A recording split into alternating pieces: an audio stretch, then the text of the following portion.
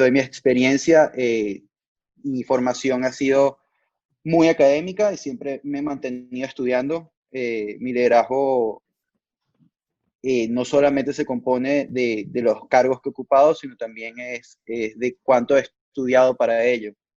Al graduarme de economía, decidí trabajar, estaba ya trabajando en la alcaldía de Sucre y trabajé ahí más de 3 años.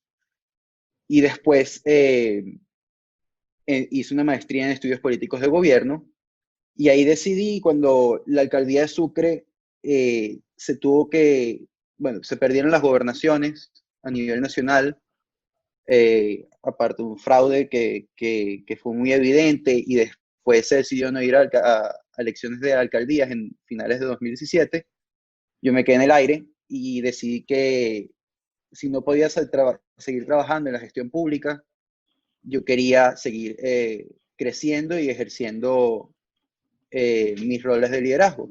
Es por eso que a partir del 2018 empecé a hacer una maestría en estudios políticos de gobierno, empecé a estudiar inglés y a prepararme para el GRE, que es un examen de conocimiento integral para aplicar a las mejores universidades de Estados Unidos.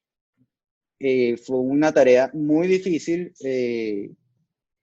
Les cuento que estuve un año completo estudiando para eso, tuve 2 profesoras distintas. José Luis me recordó también de que fui fumador pasivo de una de esas profesoras que fumaba muchísimo dentro de la casa y la otra tenía 15 gatos en ella. Entonces, bueno, eran particulares, pero me ayudaron muchísimo a mejorar mi inglés.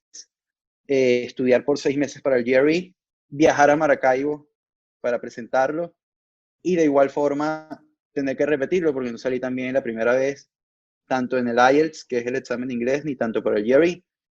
Incluso esta es otra que es la perseverancia, es lo que hace también la diferencia entre un líder y entre la calidad de líder que pueda haber, es mantenerse perseverante. Yo salí súper deprimido la primera vez que presenté ese examen. Eso fue a finales de noviembre, principios de noviembre, y decidí tomar el examen otra vez a principios de enero y volver a viajar a Maracaibo y pasar mi 24 de diciembre y mi 31 de diciembre estudiando, y volví otra vez a Maracaibo y decidí presentar mi examen y apliqué a todas las universidades y entre ellas quedé aceptado a Columbia University, en el cual ahorita me estoy desempeñando haciendo una maestría que me ha abierto los ojos a un mundo entero que jamás hubiera logrado llegar si no fuera porque me mantuve perseverante a pesar de tener todo en contra. Entonces, solo para resumirles un poco y también para que José Luis tenga tiempo de hablar, lo que les digo es, mantengan la ética dentro de sus roles de liderazgo, muy a lo de Spider-Man, de grandes poderes conllevan grandes responsabilidades, y pensar a futuro de cuáles son las acciones que uno lleva, mantenerse perseverante y más allá de las aptitudes que tú tengas en un principio, para ejercer liderazgo hay que prepararse y trabajar por ello y mantenerse perseverante para poder ejercerlos a futuro. Y ser así, yo creo que y gran parte de las personas que están aquí conectadas van a ser los líderes de Venezuela y de la región. Entonces, bueno, muchas gracias. Y ahora los dejo con José Luis. Esto fuese un salón de clase, te estuvieran todos dando aplausos. Sí, se me escucha. Miren, a mí como sí me gusta, además cuando regreso a algo al estilo gestión, o cuando regreso a casa, me gustaría más y me hubiese encantado que fuese en un salón del piso 3 de fase. Yo con el permiso de los organizadores y de Value sí les quisiera pedir que prendieran la cámara por lo menos, para verles las caras, como estamos aquí en familia. Si quiero ver quiénes están, qué hacen, qué miran, qué ven. Nos comuniquemos un poquito.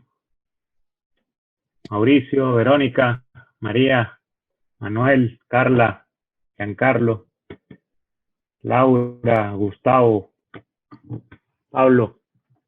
José Luis, por aquí está Fernando, presidente del Centro de Estudiantes de Economía. Ahí tiene la cámara encendida. Mucho gusto, Fernando.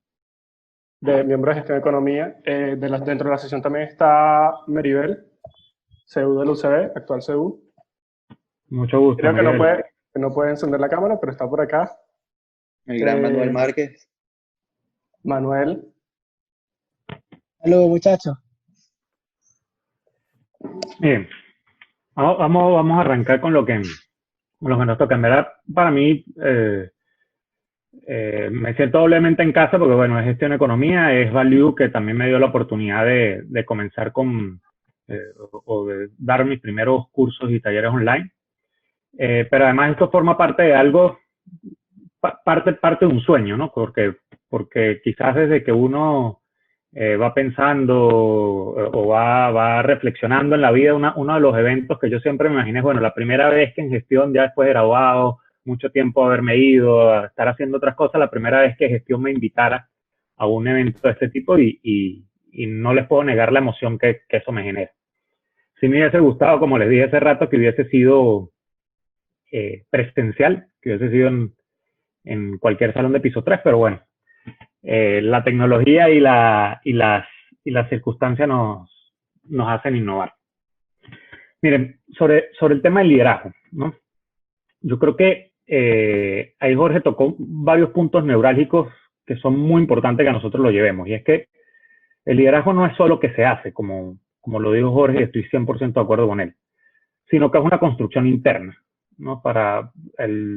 Cuando tú aspiras a ser líder, básicamente tú trabajas con personas, tú trabajas con seres humanos. Y es la capacidad de conectar con esos seres humanos, la capacidad de conectar con sus emociones, con cómo piensan, con sus aspiraciones, lo que te va a permitir conducir y buscar lograr objetivos comunes y construir objetivos comunes. Básicamente, y cuando estudias la misma historia de ustedes mismos, la misma historia de gestión que la vemos aquí, es una historia de muchos liderazgos que además hemos aprendido a hacer liderazgos compartidos que nos ha permitido ir creciendo e ir logrando oportunidades mucho más allá y mucho más lejos que lo que van construyendo en ese espacio, en esa escuela de piso 3. Miren, cuando nosotros, y haciendo una revisión de nuestra vida, cuando nosotros nos tocó entrar arrancar en la universidad y decidimos formar movimientos estudiantiles y construir los centros de estudiantes, nosotros veníamos de una historia política que no era solo el chavismo en su mayor esplendor en aquel momento, sino también liderazgos opositores muy decaídos, muy poca autoridad moral, con muy pocas capacidades de movilización y además con poca penetración real y construcción real en el estudiante, ¿no? en el estudiante universitario para la movilización. Y nosotros tomamos ahí una decisión. Nosotros ahí tomamos la decisión de organizar de la nada, de empezar de la nada. Y bueno, en algunos momentos tú podías ser, sí, el tipo chévere y tal, y la gente le quería echar pichón contigo, como en algunos momentos eras el fastidioso y el que, bueno, déjame estudiar o estoy en mi cosa, o sea, no me fastidies demasiado. Pero logramos construir grandes cosas. Yo creo que lo que fue el movimiento estudiantil de 2007 y todo lo que nos movilizamos y lo que hasta frenar una reforma constitucional y todo lo que a partir de allí se construyó. Y lo que luego eso produjo tanto en nuestra vida personal de quienes estábamos en esos momentos, como en las instituciones que fueron creadas y que siguieron evolucionando a lo largo del tiempo, hizo que todo aquello que se construyó valiera la pena.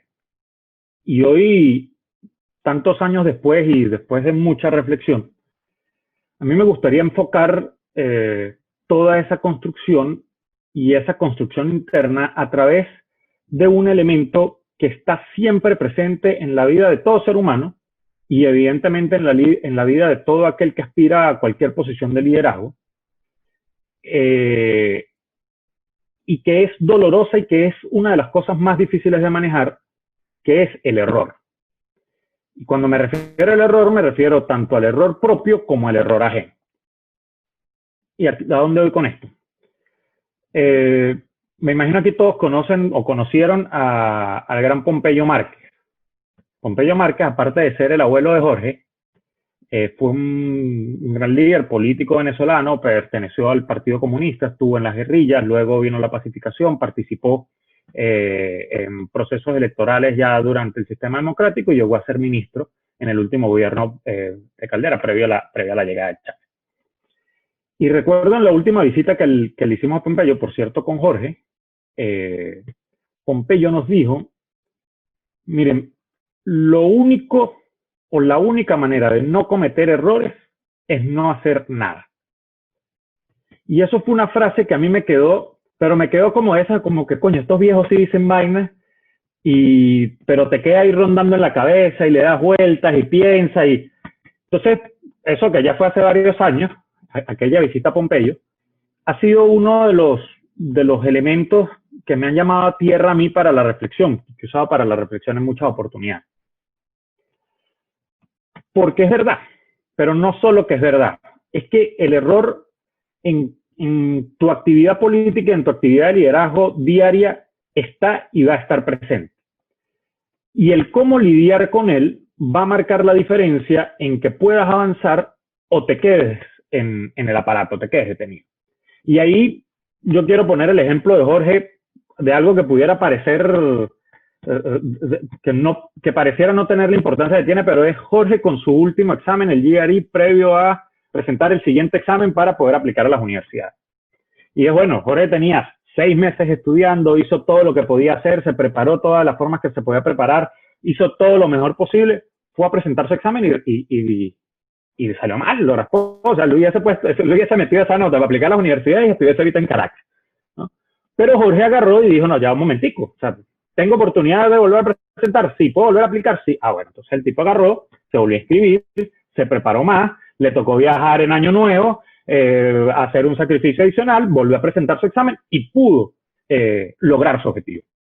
Entonces, esa es una forma positiva de manejar el error, que es el error en el que tú lo reconoces, tú entiendes cuál fue, tú ves, bueno, sí, aquí me equivoqué, yo no puedo pretender, él tampoco podía agarrar y decirle a la gente, mira, Colombia, acéptame con mi examen malo porque es que yo sí soy muy inteligente, pero a ver, es que esa gente no sabe hacer exámenes, que es uno de los extremos que a veces se cometen, que es lo que quizás nos ha tenido y nos ha llevado a nosotros en Venezuela a estar en la situación en la que estamos, que es esa posición de muchos líderes y sobre todo de quienes hoy ocupan posiciones de gobierno, de no reconocer error, de no reconocer que las cosas se pueden hacer diferentes, de no cambiar de rumbo y de no decir, ya un momentico, mira, yo me pude haber equivocado en esto, vamos a hacer las cosas de esta manera para lograr mejores resultados. Pero hay otra forma de asumir el error que también es muy peligrosa y es el miedo al error, o es el quedarse atrapado en el error, o es dejar que el error te consuma o dejar que el error te determine tus oportunidades a futuro. Y aquí yo os quiero invitar a todos a que revisen, vean la evolución del precio de la acción de cualquier empresa exitosa, de Coca-Cola, de Apple, de Microsoft, de Facebook, Twitter sí creo que ya está para el perro. Cualquiera de estas empresas, ustedes revisan el historial de evolución de sus acciones y claro, tienen una tendencia creciente, todas, ¿no? Y si tuviesen metido unos reales en Microsoft, en Apple, en Facebook hace unos 6 años, 5 años, 1 año, dependiendo de la empresa de la que hablemos, aquí Eduardo Guevara puede... Y lástima, no vino Figueredo hoy. No. Pero aquí Eduardo Oye, puede... no está, Figueiredo no está presente, hubiese sido bueno que estuviera aquí, bueno, ya el lunes estuvo hablando de carteras de inversión, algunos aquí seguro escucharon esa charla. Hubiese sido bien interesante tener a Figueiredo. Pero bueno, Figueiredo les puede reafirmar que hubiese sido un negocio comprar acciones de cualquiera de estas compañías hace algunos años. Pero cuando ustedes observan a detalle, cada una de estas compañías, sí, la tendencia al alza, pero tiene sus bajas y tiene sus caídas y tiene lo que llaman en análisis técnico los valles en el crecimiento de la acción. Entonces, a donde voy con esto es que ese intento de perfección, si cualquiera de estos líderes, y aquí hablo ahora de los líderes empresariales, buscara ese intento de perfección y de perfección en ellos mismos y no se perdonaran los errores, como no perdonaran a lo mejor un mal desempeño, errores que se cometen en Microsoft, errores que se cometen en Apple, errores que se cometen en las empresas más élites del mundo o en los países más élites del mundo. En los Estados Unidos se cometen todos los errores que ustedes se pueden imaginar. Pero la gran diferencia es cómo asumes esos errores y cómo evolucionas a partir de esos errores y a partir del aprendizaje que esos errores te dan para seguir adelante. Y ahí nuestra política y nuestra propia historia política también tiene muchos eventos importantes que nos permiten analizar esto. Miren, cuando uno revisa lo que hay en la región, hablo de Latinoamérica o inclusive las mismas cosas que pasan aquí en Estados Unidos, las cosas que nosotros nos jugábamos a nosotros como venezolanos y a nuestros políticos en los años 80 y 90 era una cuestión de bebé de pecho alrededor de muchas cosas que suceden alrededor del mundo en democracias que han continuado. Y nosotros, pero quiero ir más allá.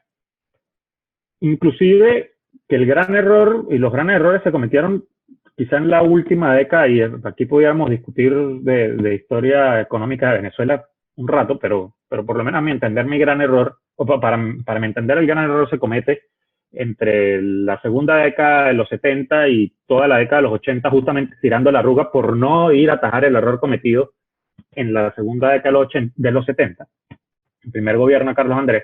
Por cierto, un error cometido con las mejores intenciones del mundo. El tipo quería desarrollar el país gracias al dineral que había, inyectó ese dineral, pero bueno, no se hicieron las cosas bien y se despilfarró dinero, y aquí pudiéramos ir también a buscar a Guerra para que nos diera su clase de monetaria. El punto es que en los años 90, cuando quisimos nuevamente intentar, y el mismo Carlos Andrés quiso buscar enderezar el error que él mismo había cometido 10 años antes, nosotros nos encargamos fue de ver las partes negativas de las cosas y la parte negativa del asunto. Y dentro de los mismos círculos de gobierno y los mismos políticos se dedicaron a atacarse los unos a los otros. Ahí ya no el error, sino la gran falta que comete, y a mi entender, Rafael Caldera, por ejemplo, en 1993, cuando no respeta la decisión de su partido, sino entonces agarra y monta tienda aparte y busca otra gente y agarra a quienes de alguna forma u otra habían confrontado la institucionalidad democrática por mucho tiempo, pero y se apalanca sobre ellos para buscar ganar unas elecciones. Ahí es donde realmente se quiebra nuestro sistema democrático, porque es cuando nosotros empezamos a generarnos desconfianza entre nosotros mismos, y es justamente porque agarramos y decimos, mira,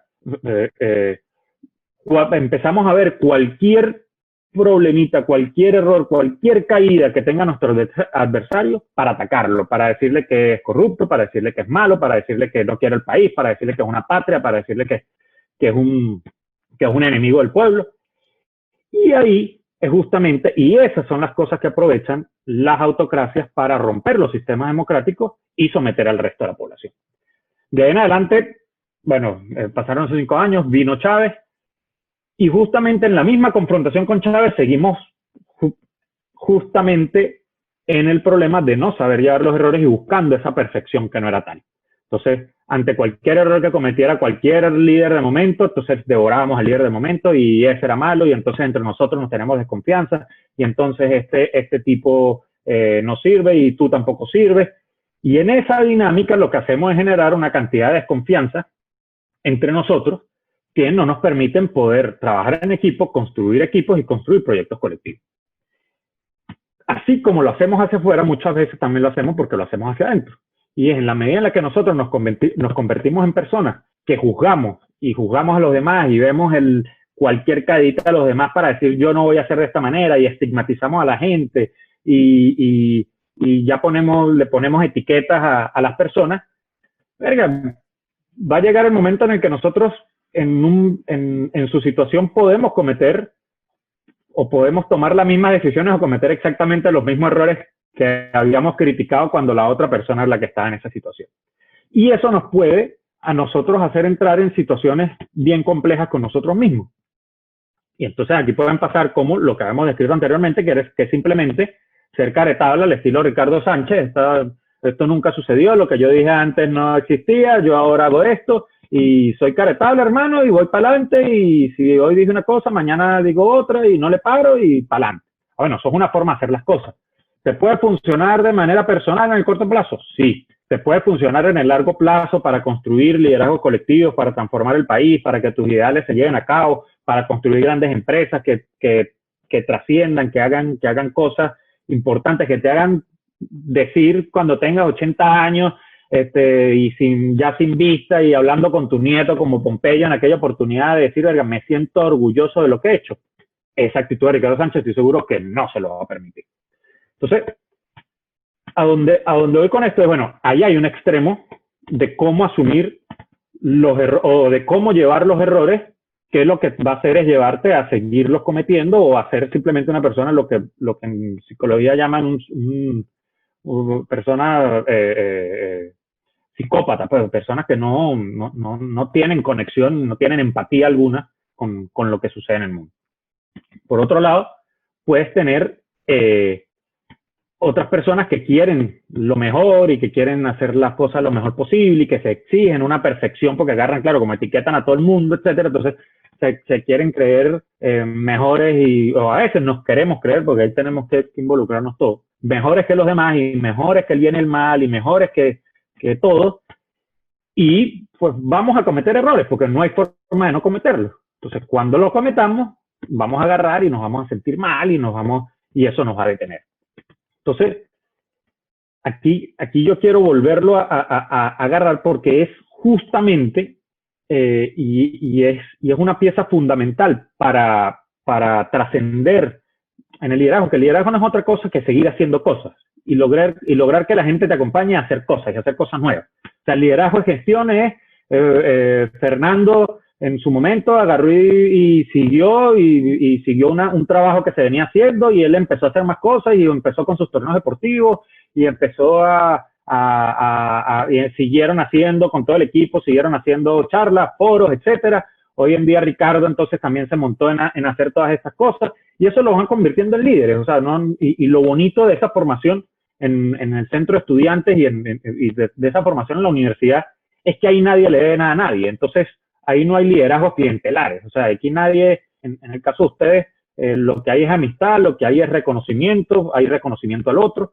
Y eso es una formación que es importante y la valoro mucho. Y Jorge lo comentaba cuando conversamos previa a esta charla, que es lo importante y lo valioso de la experiencia en gestión y de la experiencia en el centro de estudiantes para lograr todo lo que uno logra después. Y Jorge, ya con su primer año de maestría, me decía, chamo, es que yo siento que gracias a todo lo que vivimos he tenido una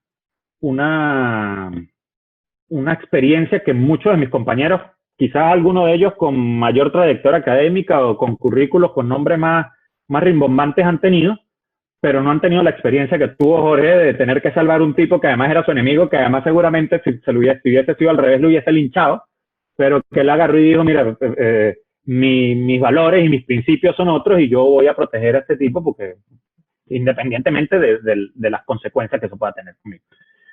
Entonces, les llevo todo esto y porque forma parte, entre otras cosas, de mis reflexiones de vida, ¿no? O sea, yo con esto no estoy intentando marcar un camino, decirle, mire, es que tienen que hacer las cosas así o las cosas son asados, sino forman parte de mis reflexiones de vida un poco para que ustedes, de la cantidad de cosas que les dije, a lo mejor les puede quedar una, como a mí me quedó aquella frase de Pompeyo en su oportunidad que me sirvió para razonarla muchos años después, porque no fue que cambió mi vida de inmediato y agarré y cambié mi forma de ser, pensar, actuar al día siguiente, sino que de alguna forma son reflexiones que a uno le van quedando en la cabeza que te van a ir sirviendo en la medida en la que construyas la vida. Importantísimo que sí les quiero dejar. 1. Nunca dejar de actuar por miedo a equivocarse. ¿Okay? De hecho, dejar de actuar es una decisión y muchas veces es la mayor equivocación es dejar de actuar. ¿Okay? Ojo, pueden dejar de actuar por táctica, porque no conviene, por prudencia, por táctica. Pero nunca dejen de actuar por miedo al error, porque muchas veces el error está en no actuar. Lo segundo, no tengan miedo en reconocer el error. Pero lo tercero después de reconocer el error, pagan el precio que hay que pagar por el error, porque los errores generalmente tienen un precio. A Jorge, en su caso, bueno, le tocó no pegarse en la rumba que se quiso haber pegado el 31 de diciembre, porque el 1 de enero le tocaba viajar, le tocó gastarse unos reales adicionales, porque esos exámenes son bien caros. Además, viajar a Maracaibo cuesta una plata. Pagó el precio de ese error, pero avanzó. Entonces, paguen el precio justo por el error que cometan. Ustedes cometen un error, los errores tienen un costo, ese costo se paga y se sigue con la vida. Y lo tercero, no tengan miedo a cambiar. ¿Sí? Es más, y se los pongo, y aquí ya lo saco de lo personal a lo institucional. Hoy Gestión Economía, que sigue siendo nuestra casa, es una institución, es un grupo, tiene una dinámica muy diferente, totalmente diferente a la que tenía en mi época. Y es normal porque yo me gradué hace 8 años de la universidad, yo estaba realmente activo en Gestión Economía hace 10 años, y si Gestión Economía siguiera actuando como actuábamos hace 10 años, bueno, creo que sería una institución bastante anticuada, que no se estuviese actualizando a las nuevas formas de hacer las cosas, a las nuevas realidades de ustedes, a las nuevas realidades de la universidad, a las nuevas realidades del país, a las nuevas realidades del movimiento estudiantil. Entonces, no tengan miedo a cambiar. Vamos a evolucionar, van a cambiar de opinión, tenemos que cambiar de opinión. Y eso fue una discusión que yo tuve, por cierto, con un buen amigo, mi socio en Ticketplay. A él le gusta mucho Bernie Sanders. A mí no me gusta para nada.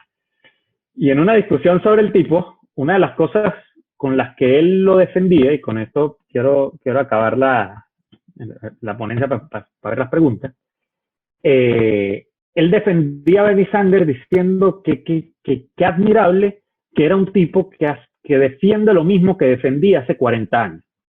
Y yo le respondía, Dios me libre a yo dentro de 40 años estar pensando exactamente igual a como pienso ahorita, porque significa que no aprendí nada, que no crecí nada, y que ninguno de los errores que cometa van a pasar por mi proceso de aprendizaje y por mi crecimiento como persona. Bueno, excelente esta ponencia inicial. Ya ahorita sí podemos abrir lo que son las preguntas. Yo tengo una. Acá en gestión nosotros hablamos que somos una escuela de líderes. Y quería saber desde el punto de vista de ustedes dos, ¿qué diferencia el liderazgo de gestión con otros liderazgos que han visto o qué hace diferente al líder de gestión?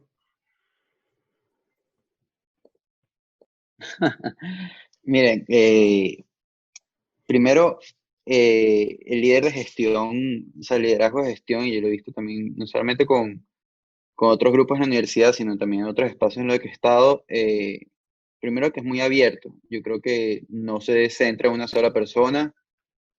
Por ejemplo, presidente del centro de estudiantes era Alejandro Dumont en su momento, pero me dejó todo el espacio para yo poder ejercer eh, espacios de liderazgo, de roles de liderazgo en la escuela cuando él no podía estar, en cosas que me interesaban. Segundo, algo muy bueno es la carrera que estamos estudiando. La diferencia, la carrera que estamos estudiando en las condiciones en las que estamos estudiando, es decir, estudiar economía te abre la mente de forma cuantitativa y cualitativa, te permite estudiar historia, pero también entender números, entender la realidad económica y la realidad social. Y estudiar en la Universidad Central de Venezuela, creo que es el mayor reto, yo creo que es un mayor reto estudiar en la Universidad Central que estudiar economía.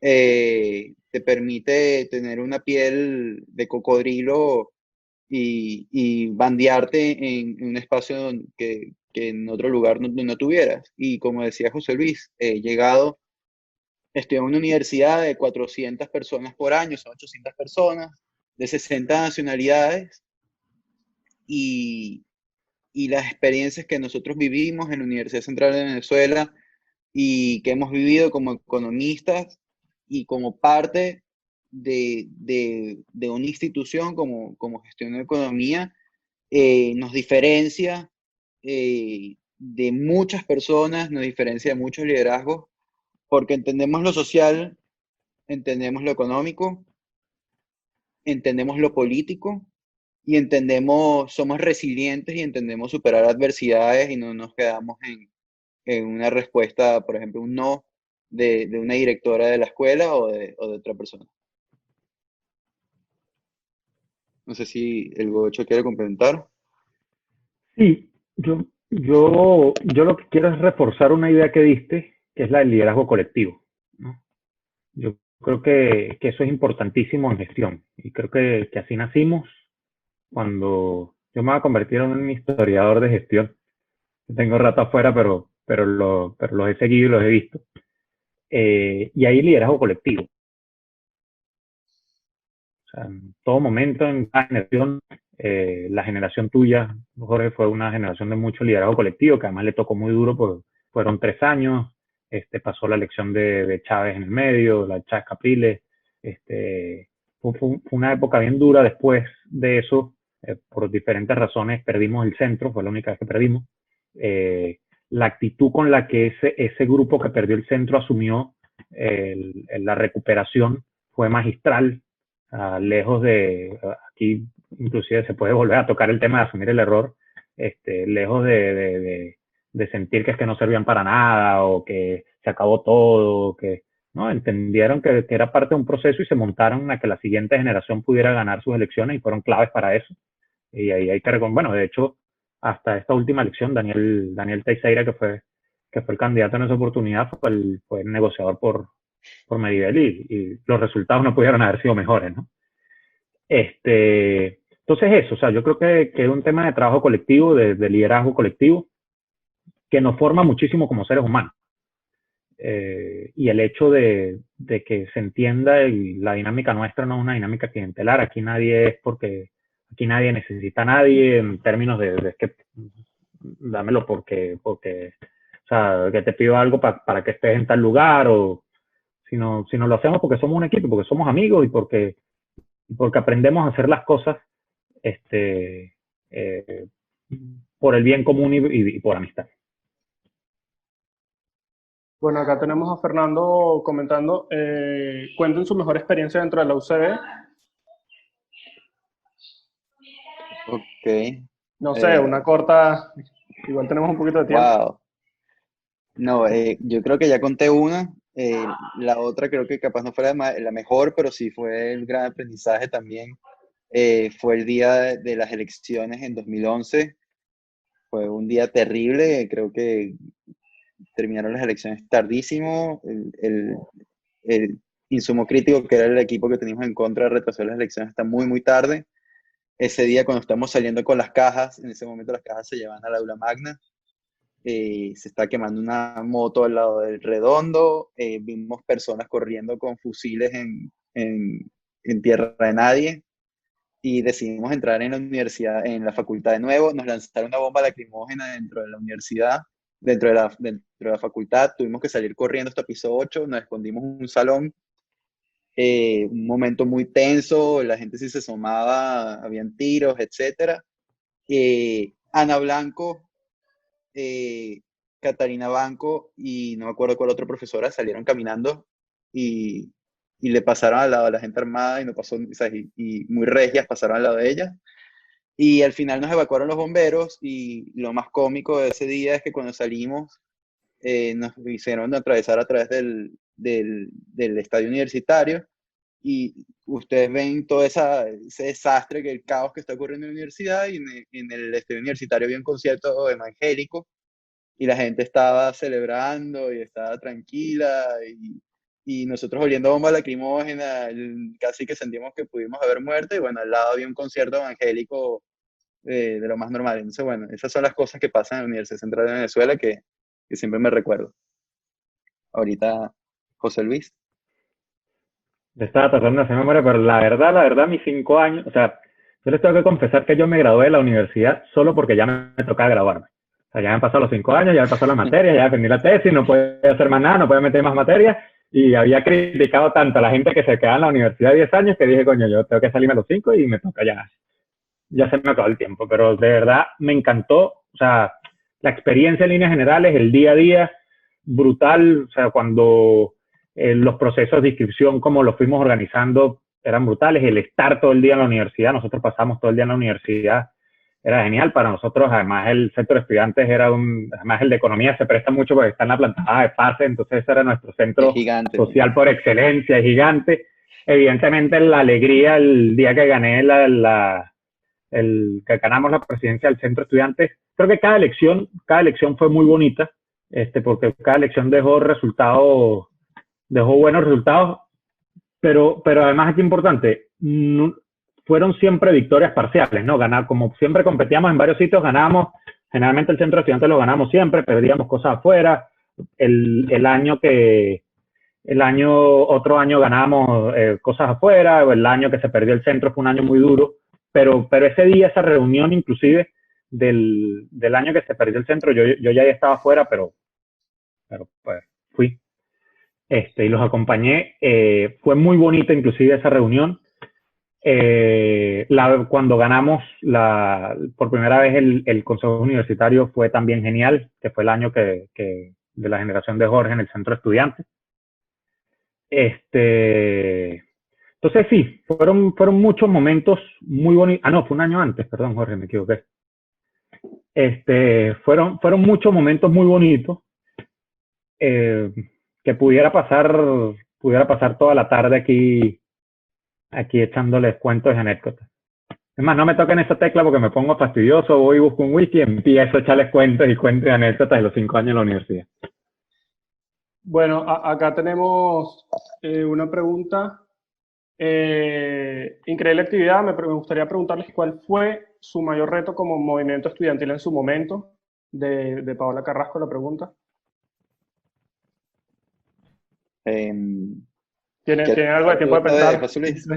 El mío la reforma 2007 sin duda. Cierre de Caracas, reforma 2007. Fue lo más duro que nos tocó enfrentar. Ahí luego también vino la primera ley, estando yo en el CU, fue la ley de universidades que también echaron para atrás. Y previo a la ley de universidades hubo un intento con la ley de educación, la LOE, que de hecho es la que con la que está, que esa sí la pudieron. ¿La que está vigente? Esa es la que está vigente, que es con la que el gobierno está fastidiando con las elecciones universitarias ahorita. Ok. Jorge.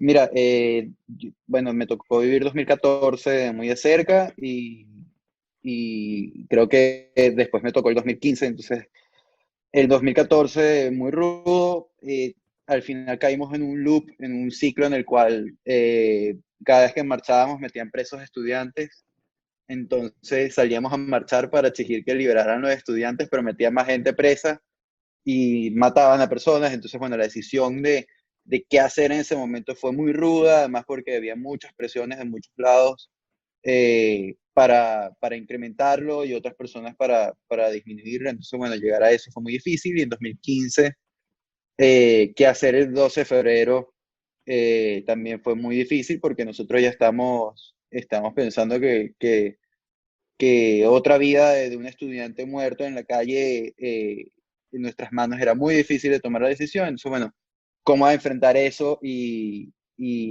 después, bueno, los 2 años que estuve en la federación también creo que fueron un reto sumamente grande y trabajar con todas las presiones que uno tiene alrededor, con las crisis que ocurrieron, mataron a una persona en tierra a nadie mientras yo estaba en la federación, y cambiaron la modalidad de ingreso a la universidad durante ese tiempo también, y entonces nos tocó luchar, además de luchar solos, porque ese no era problema más nadie, sino de las universidades autónomas. Entonces sí, fueron retos que nos tocó tener y bueno, y enfrentarnos a autoridades y seguir creyendo en nuestras convicciones. Acá tenemos otra.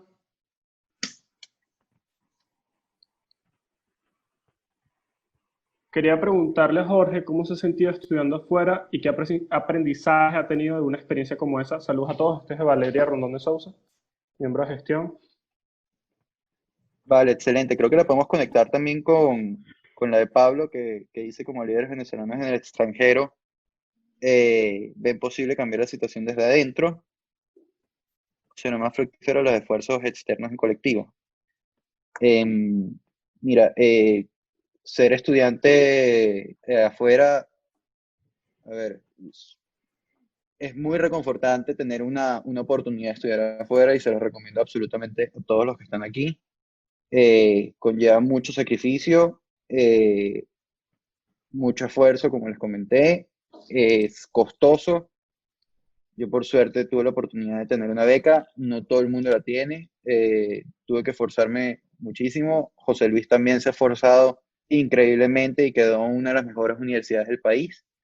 Eh, y ser venezolano, además, todo el mundo que me pregunta, bueno, ¿y tú llegaste ahora de Venezuela? Me dicen, y yo le digo, sí, wow, ¿y cómo es eso? O sea, porque las noticias que llegan, que al final yo sí creo que el 80% son verdades, son muy desconsoladoras del país. Y de nuevo, como líderes venezolanos extranjeros, yo sí creo que la situación tiene que cambiar desde dentro. No veo en un futuro una coalición que vaya a sacar al gobierno de así como así. Yo creo que el trabajo interno de romper la coalición dominante de poder es sumamente importante. Eh, Mantener la universidad viva y el trabajo que ustedes hacen es sumamente importante porque al fin y al cabo es la única institución que se mantiene libre, plural y autónoma, que es la Universidad Central, la Universidad Autónoma, las universidades autónomas. Y obviamente tiene que ser un esfuerzo concertado desde afuera y desde dentro, pero el trabajo que ustedes hacen desde Venezuela es increíble y cuentan con nosotros desde el exterior para ayudarlos en todo lo posible.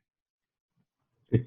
Ahí yo quiero, Ricardo, ¿Ok? hacer un inciso en la pregunta de los esfuerzos para el cambio en Venezuela. Y es que del apuro solo queda el cansancio, ¿no? Nosotros ya llevamos 22 años en esto 22 años. y si la memoria no me falla, además que de lo que no me acuerdo me he dedicado a estudiarlo un poco, de todo este proceso de la historia de Venezuela en general y de nuestros últimos 22 años. Parte importante de los errores que hemos cometido es que todos los años queríamos tumbar al gobierno, ¿no? Entonces todos los años teníamos la receta mágica, todos los años estábamos listos, todos los años. Entonces, al fin y al cabo, llegamos todos los años con la tarea, pero la tarea mal hecha. Y las pocas victorias que tuvimos fueron victorias porque se planificaron, porque se hicieron bien, porque se hicieron con tiempo, porque que hablemos de la propia victoria de 2007, que en cierta forma hubo una capacidad de organización que permitió el buen resultado electoral y cuidar el resultado, y con mucha más amplitud el resultado electoral de 2015. Entonces, ahorita las reglas del juego cambiaron. El gobierno entendió que se podía pasar la raya de los procesos electorales sin mayor problema, de crear elecciones falsas. Entonces, ya son reglas del juego nuevas y a nosotros nos toca entenderlas, ¿no? Y a nosotros nos toca entender ese juego, ver ese juego, y para poder entenderlas, nosotros, entre otras cosas, nuestra primera responsabilidad es con nosotros mismos, y es crecer como personas, es crecer como individuos. Y además, pues también vamos creciendo como grupo, como amigos, lo que ustedes han venido haciendo, lo que Gestión continúa haciendo, el hecho de que Gestión continúe vivo, y además no solo que continúe vivo, sino que continúe a este nivel, ¿no? Porque yo recuerdo, también en mi época universitaria habían equipos legendarios, pero eran franquicias de ya dos carajos que se quedan con esa vaina para intentar negociar algo, pero no había mayor trabajo o mayor dinámica entre ellos, cosas muy diferentes a lo que por lo menos vemos hoy, vemos lo que ha pasado con todos estos días. Entonces, donde voy con esto es, preparémonos. Hoy en día, lamentablemente, el cambio de gobierno no depende de nosotros hoy, pero probablemente sí pueda depender mañana, en 2 años, en 3 años, en 5 años, en 10 años. No sabemos qué coyuntura se pueda presentar en la cual podamos ser útiles. Ahora, lo importante es que cada uno de nosotros nos preparemos lo mejor posible y que además que nosotros como grupo, como equipo, nos preparemos lo mejor posible para que cuando llegue el momento de que haya una coyuntura, de que haya una oportunidad que nosotros podamos aprovechar para ser útiles, la podemos aprovechar y estemos a la altura de esa oportunidad porque estamos preparados para asumirla. Y bueno, yo para cerrar ya tenemos todas las preguntas del chat respondidas. Yo quiero hacer algo corto, algo sencillo.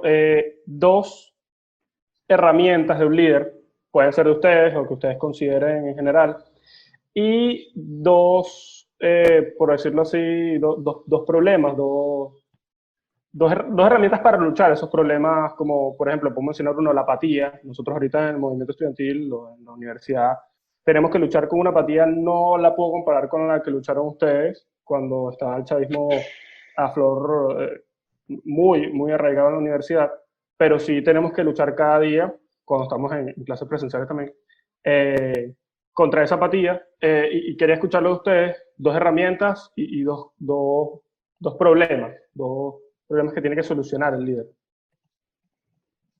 Bien, voy a empezar con los problemas. Primero, distinguir entre ser jefe y ser líder. Sumamente importante. Hay gente que cree que dar órdenes es ser líder. Es totalmente lo contrario. Y ahí entonces paso a la herramienta y es escuchar, buscar feedback, convencer, entender como tal, como dijo José Luis, los errores y saber procesarlos y mantenerse siempre actualizándose y abrir espacios para que otras personas puedan crecer como líderes. Un líder, el liderazgo se ejerce cuando más gente alrededor tuyo también se vuelve líder. No sé si José Luis tiene otras dos. Y yo me iría a dos extremos, que creo que son, manejar esos dos extremos es, creo que la clave para seguir adelante, ¿no? Y uno es el orgullo, ese orgullo del líder, del todopoderoso, el tipo, porque claro, todos al fin y al cabo, cuando entramos en esto, todos tenemos algún tipo de talento, de facilidad y de aspiración, entonces podemos caer en el error de creernos entonces los grandes y el papá de los helados, ¿no? Eso es un extremo y es un error. Y podemos, para tratar y muchas veces inclusive para tratar de solucionar este error, caer en el otro error, que es el otro extremo, que es entonces perder nuestra autoestima, nuestra autoconfianza, nuestras ganas de trabajar en nosotros mismos y de esforzarnos a nosotros mismos. Entonces, si tú me preguntas cómo solventarlo, bueno, es un trabajo arduo, grande, de trabajo interior en el cual tú puedas mantener equilibrio, ¿no? Y yo me he puesto como máxima o me he puesto como una especie de mantra la humildad con autoestima. En la medida en la que uno sea capaz de mantener su humildad y su autoestima juntos, fuertes, alimentarlas todos los días, haciendo cosas que te apasionen y que te gusten todos los días y que eso te permita construir equipo y trabajar por objetivos comunes, creo que en esa medida puede ser exitoso como líder. Bueno, sin más nada que agregar, yo les tengo que agradecer a todos los que nos acompañaron todos estos días, todas estas 2 semanas, en todas las sesiones. Tengo que agradecerle a Value, a ustedes dos por esta sesión. La verdad, dentro de gestión, ustedes son como los rockstars y es increíble para nosotros tenerlos acá y poder compartir con ustedes, realizar preguntas y que seamos del mismo equipo. Y bueno, también agradecerle unos agradecimientos acá a personas que se conectaron. Bueno, se tuvieron que ir por señal, pero estuvo Maribel López, estuvo Fernando, está ahorita María Gabriela Lafé, gente con la que comparto equipo y que me ha ayudado mucho y que también hicieron esto posible. Les dejo a ustedes, a José Luis y a Jorge. Ricardo, te quería comentar una idea, por cierto, que me surgió con Jorge y honestamente por razones de tiempo no la aplicamos. Y es que hay buena cantidad de compañeros nuestros de generaciones anteriores que están siendo exitosos, que están haciendo cosas bien interesantes afuera, que creo que pudiéramos cuadrar una conversación bien sabrosa por esta vida, aprovechando que ahora tenemos que este instrumento es bastante normal para todos y que creo que pudiera ser bien provechoso para todos. Tenemos a Aaron, que fue el primer presidente nuestro, está en Procter & Gamble, David Pinto está en Alemania, en un banco grande de Alemania. Tenemos gente en Chile haciendo cosas bien interesantes, en España. Te lo dejo por ahí.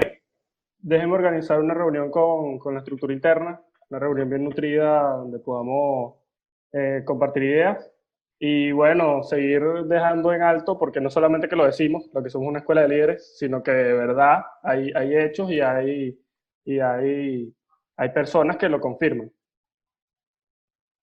Entonces, de verdad, muchísimas gracias. Comunico con ustedes dos. Gracias, Jorge. Gracias, José Luis. Gracias, Eduardo. Ricardo. Un abrazo. Saludos a todos. Muchísimas gracias a todos. Un Por abrazo. último, me falta comentar que acá está el link, ya lo pasó Eduardo, para que se metan, hagan el quiz y descarguen su certificado de participación. Nos mencionan las historias y síganos en las redes. Eduardo, te dejo a ti para que termines, para que cierres.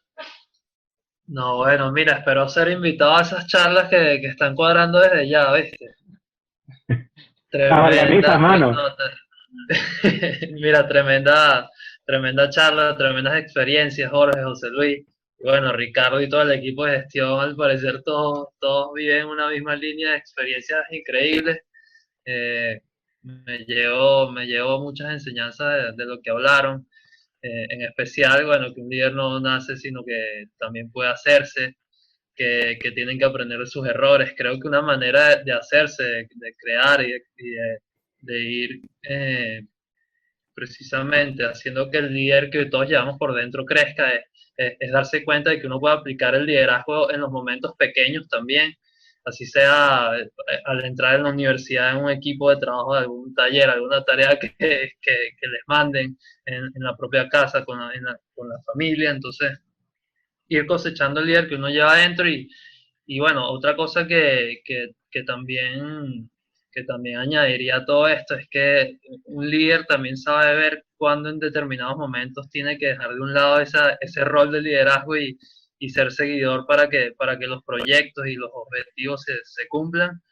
Y bueno, agradecer de nuevo a Gestión, a Ricardo por darle la oportunidad a Value de apoyarlos con esta iniciativa. Por ahí les dejé el link a todos los que participaron para que busquen el quiz y lo completen, descarguen su certificado de participación. Y están invitados a ver todo el contenido en la página web, en las redes sociales, @myval, piso U. El gran José Luis aquí es profesor del curso online de modelo de negocios y gestión de riesgos. Si tienen algún proyecto, algún emprendimiento que quieren realizar, escríbanos y bueno, les enseñamos todo el contenido y en especial ese curso. Y bueno, gracias Jorge, José Luis, Ricardo nuevamente. Sigan invitándonos a Value.